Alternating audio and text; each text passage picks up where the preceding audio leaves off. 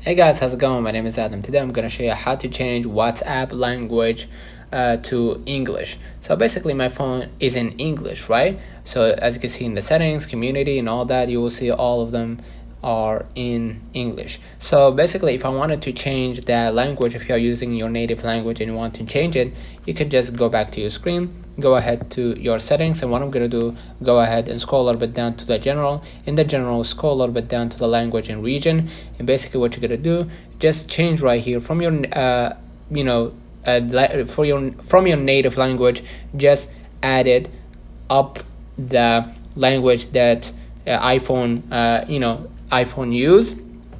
uses previously, and then basically after you first add your language, and basically after you add the language, for example, let's say English UK, basically, and basically hit cancel, you're gonna be able right here to see the first language is the language that iPhone uses for apps, for settings and all that. So just choose your native language, and just you're gonna see the 3 bars next to it. Just go ahead and hold, and then just put it up, and then continue to restart your iPhone in changing it to that language, to your native language, or to English. So let me know in the comments if this video helped you. Don't forget to like and subscribe. Thank you for watching.